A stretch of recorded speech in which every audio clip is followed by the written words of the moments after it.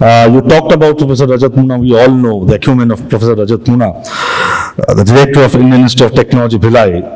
But we have been interacting with him for last 10-15 years as the head of CDAC. So, big round of applause for Professor Rajat Moona, director, Indian Institute of Technology, Bhilai.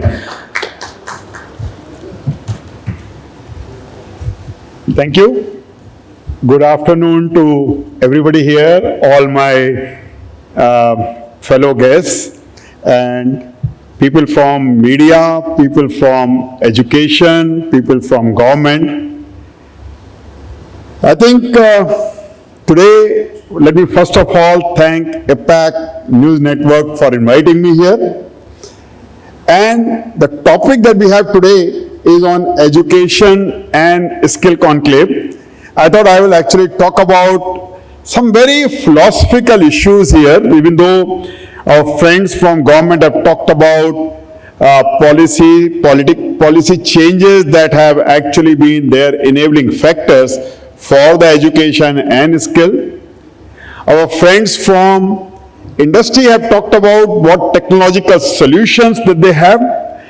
I think I'm going to actually restrict as my academic hat on my head. I will probably be talking a little more in terms of philosophy here. I think I will actually take knowledge as a definition first. Knowledge is the one which actually sees no bounds, right? And philosophically, I will connect this knowledge to some other parts. If I look at the joy, again we have been told number of times that joy has no bounds. And if we look at the third thing, which is signal, let's say in digital domain, bits and bytes, again they have no bounds. Okay? Now these three things, therefore, without bounds, have a natural affinity to connect to each other.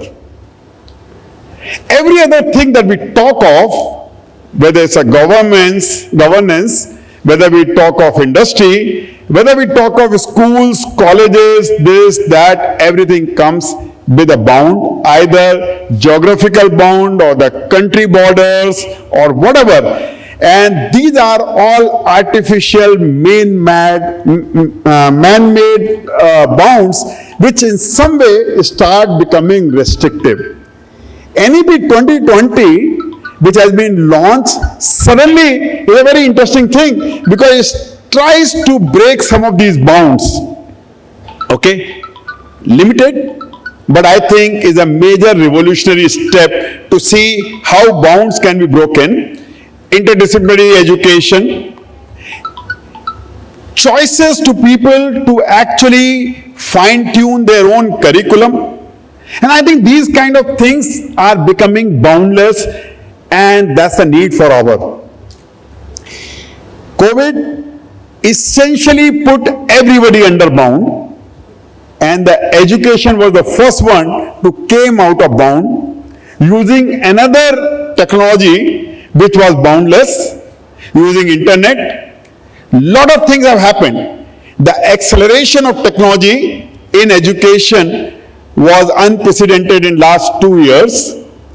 It doesn't mean that everything was right. It doesn't mean that everything was rosy picture. We still know that our children in homes were given these mobile phones. They were hooked to mobile phones and not hooked to classes. The education that was imparted was not the quality education that one would actually imagine to have been there using offline. Nonetheless, online education, online technologies was a great substitute for offline because offline was not a possibility. But it actually taught us a very, very strong lesson. And that lesson is that we actually know how to circumvent our ways along pandemics, along various other situations that can, for example, come today or tomorrow. Things like wars. We already see today Russia and Ukraine war actually has changed so much of thing in the world. the wars which are actually because of protection of man-made bounds is actually strongly opposed to knowledge, is strongly opposed to joy, is strongly opposed to internet. All three are boundless things. Now, having said that, let us see how these things can actually move forward and have better coordination and better collaborations. Even today, we actually have, I think, nascent of technologies space that we are looking at. I mean, I think some of people at my time and maybe even older than me will probably recognize the telephones, and it was a nightmare to make a telephone call. It was a nightmare to make a telephone call across, your city to, so-called trunk dialing, okay, or which basically became STD calls and all that. It was impossible to make international calls. The only way you could actually communicate was by what is known as inland letters or postcards and all that. We belong to that era where bits had started streaming into our lives, but it was still far much faster to go on a cycle and deliver a letter to a department across than to actually send an email. And the email, you could actually see every character really passing through, on the terminals. UUCP protocols, some of you might remember that. I think we have come a long way in 3 to 4 decades. Today, internet, today, data is a given thing. But what is not given thing is still the ease of technology. Still one has to fondle in order, if I have to give an online lecture, at least it will require 20 minutes of preparation of not on the material that I would be delivering, but on the technology, saying this particular link has to be done, this particular speaker has to be turned on, this particular light has to be turned on, camera has to be at this angle, mobile has to be at this angle, laptop has to be this, you cannot have 2 devices on, and all kind of restrictions that start coming. And believe me, in this jingle of technology, people who actually completely get lost are those who are experts in their own domain, who have developed the expertise over years, because they actually do not find a friendly mechanism of using technology. I think that technology should be in such a way that I come, stand here, press a button, and within 5 to 10 seconds, I am connected where I want to. No preparation time.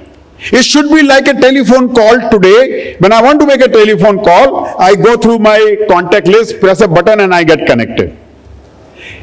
It should not be telephone calls of 1960s where I don't have a dialer on my phone and I pick up a phone and I call somebody and say I want to make a telephone call of this 5-digit number, and they then wait for 5 hours, 1 digit to be connected per hour on an average, to actually go and talk to the other side, and only to realize that communication still doesn't happen. We have to get out of that mode of technology. Technology has to be user-friendly. It is without bound, yes. But more and more non-user friendliness, whether to the student or to the teacher, it kind of puts people apart from here. They don't connect, they disconnect. Whereas the technology was to actually connect. So this is something that we need to keep in mind. And the second thing that I want to actually say, why we could not impart that quality education. Where did we go wrong in this? And I think this is something that we need to ponder on that. I think around us, when we look at, very few people are seeker of the knowledge. Right? You can see this in your families, you can see in your friend circles, you can see everywhere. Very few people are truly the knowledge seekers. A large number of people are certificate seekers. are mark seekers, are job seekers. And when they go into the job, there's here another thing. Very few people are really job seekers. They are really salary seekers. They really are, job is equivalent to salary. And that's why I want to bring this third notion, and that is called joy. Joy is unbounded. Joy doesn't see, joy in India is not very different from joy in Pakistan and joy in Iran and joy in London. Joy is the same. We need to learn how to enjoy the things that we need to do. And I think in our education system, we start putting people under boundaries right from schools. To a class 2 student, we say, no, you cannot do this. You have to do your problem in this method only, because that's the way it is taught. You skip chapter number 2 because it's never going to be asked in the exam paper. Learn from chapter 3 and chapter 4. And this is systematic. It is in the schools, it is in the homes, it is in the friend circle. I think we have been suppressing the natural feeling of seeking knowledge. If the student was not interested in chapter 2, I understand, don't teach him chapter 2. If the student is interested in chapter 2, please don't show him the mirror of exam saying in exam chapter 2 will not come. I think inquisitiveness of the student is killed right at the time when it's a time for nurturing such feelings, nurturing such values. And when they come into education, at higher education, we suddenly demand many more things. Okay? We say, okay, as a higher education, you are supposed to be industry leader. You are supposed to be creating jobs. You are supposed to be innovative. Innovation to pehle khatam kar diya. That is something that I think we need to ponder about, because this is where we as a system will go wrong. NEP 2020 or any other policy which could be an enabling factor cannot really enable the education to that level till we actually come and start changing the society itself. Start working on those changes, and the changes will happen from our homes, from our neighbors, from our schools, from our colleges, at every place. It starts with we ourselves. Failure is the one that actually engages a person because he tried to do something. A young boy, when he starts to learn walking, he stands, falls, fails in walking. The parent don't come say, you are most idiot boy that I have seen who can't even walk. Look at your friends who can walk. No, it doesn't happen. The kid falls, stands again, walks. Falls again, stands again, walks. Failures are the one that are worth enjoying, celebrating, because it is the failure that makes a person to go on to the path of learning. If the person comes learned already and has no reason to fail, I think that's where the end of knowledge seeking starts. That I think we need to actually look at. So that's the reason I thought I will connect the three things: knowledge, which is boundless; joy of knowledge, which should be there to be the boundless; and the technology. These three things together can change the world. We have heard how India can be a superpower. Tell me a reason when India could not have been the superpower of education. 10 years back, could India not be the superpower? 20 years back, could India not be the superpower? 40 years back, could India not be the superpower of education? If at all, India has delivered a lot of knowledge to everywhere in the world. So what has changed today? Why do we think 10 years down the line, India will be the superpower? Till we stop forcing ourselves, bounds upon ourselves, we can never be the superpower. We need to learn how to remove bounds from ourselves. Every other policy, every other process will get aligned to that. And that is my, thing that I can see in the future, that yes, if we change, things will change. And now having said that, I do see changes happening. I do see people coming up and questioning, saying, why are you doing this? It was never the case. People were more submissive.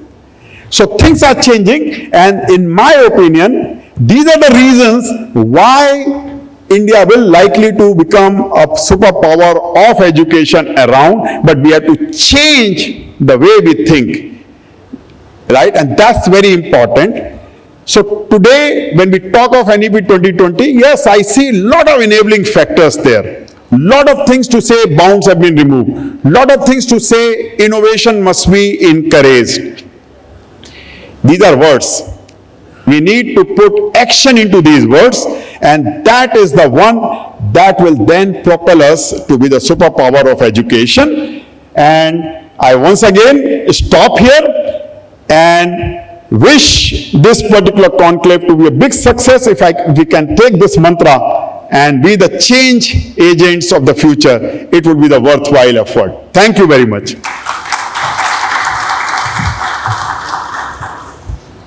It's always a pleasure listening to Professor Rajat Moona, and most of the time he speaks from his heart rather than mind, and that's how he can come up with a superb interpretation of boundless knowledge, that is the relation between knowledge, joy of having those knowledge, and how technology can integrate all those things to make our future brighter. Thank you so much, Professor Rajat Moona.